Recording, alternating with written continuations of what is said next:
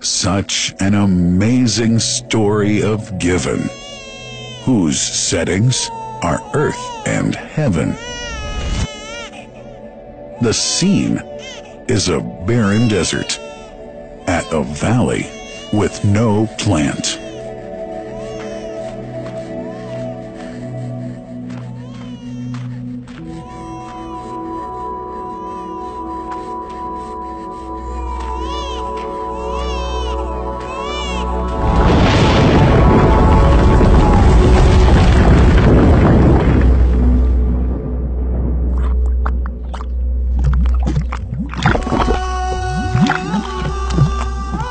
Here's Hagar using hands to bring together to restrain the gushing water. Blessed is the distressed mother. Had she left zam-zam water up to go, it would have become an abundant flow.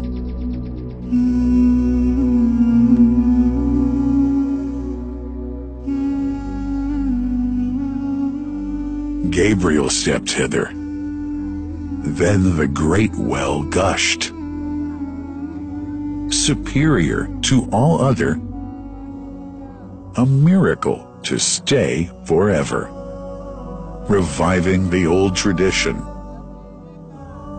With a water so pure, drinking it is a devotion, and to body and soul is a cure, a blessing from the merciful God.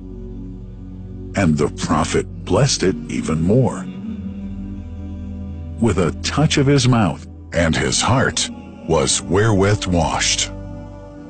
It's a divine gift to the devout, never failing, nor drying out. Feeling hungry? Be its guest. Its oft drinker suffers no hunger nor thirst. Oh, zam-zam, what a wonderful well! A miracle, timeless and eternal. There are only 21 meters that separate the Kaaba from the well of Zam-Zam.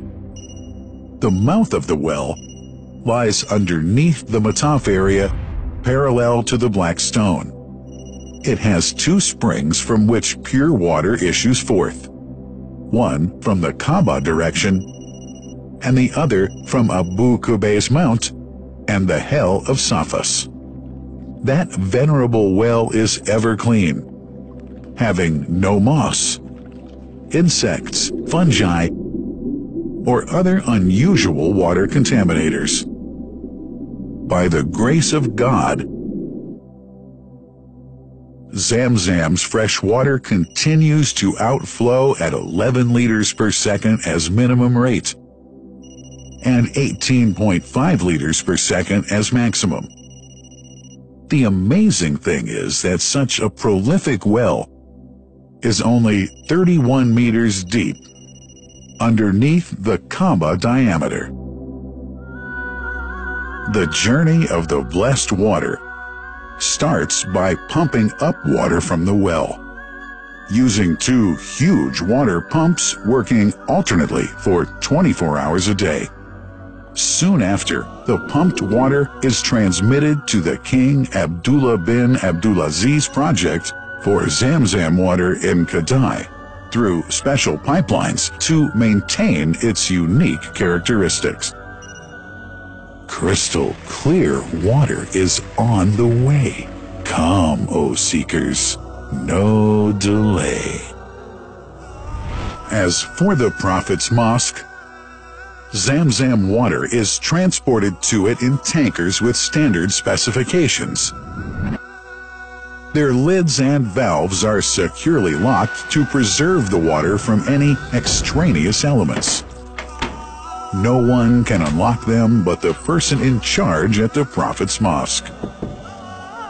Normally, 150,000 liters of water are transported per day, but this figure goes up to 400,000 liters per day during religious seasons. The processes of water drawing and pumping and the controlling of pipelines and tankers through optical fiber technology are all carried out using the high-tech SCADA system.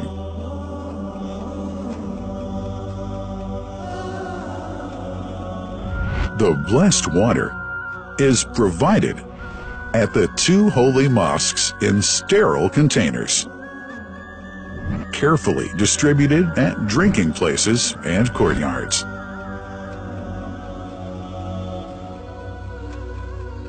The containers are prepared at various filling points inside the Grand Mosque and the Prophet's Mosque, and then moved on electric carriers inside and around the two mosques. For their convenience, visitors can drink water cool or otherwise, and for hygienic reasons, disposable plastic cups are provided. About 2 million cups are used on a daily basis.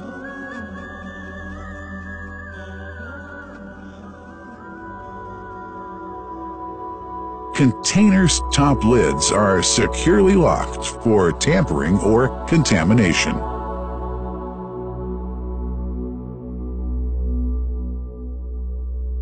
Predefined steps of periodic washing and sterilization of containers are carried out at special stations.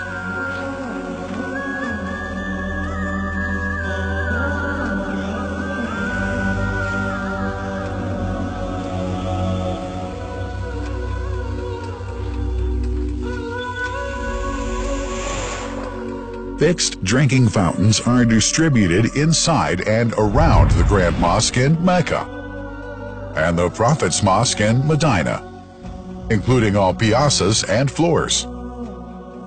Additional cool water tanks are made available during seasons.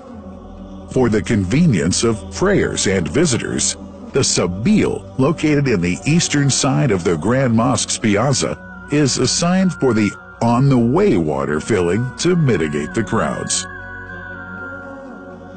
New backpack water containers have further been introduced to provide water at crowded areas like the Mataf.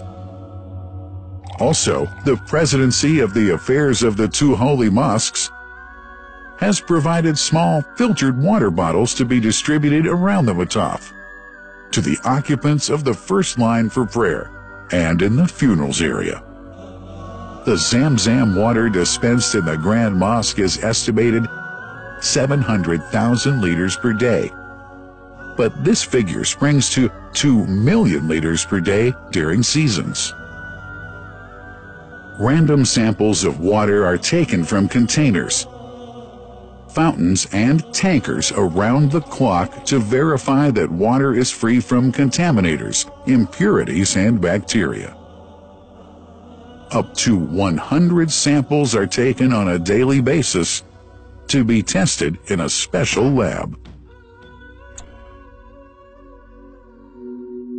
What a wonderful journey!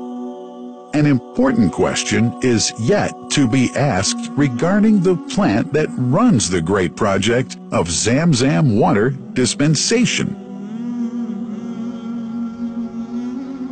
In 1431H, 2010G, the inauguration of the King Abdullah bin Abdulaziz plant in Kadai area in Makkah marked a breakthrough in the zam-zam water project.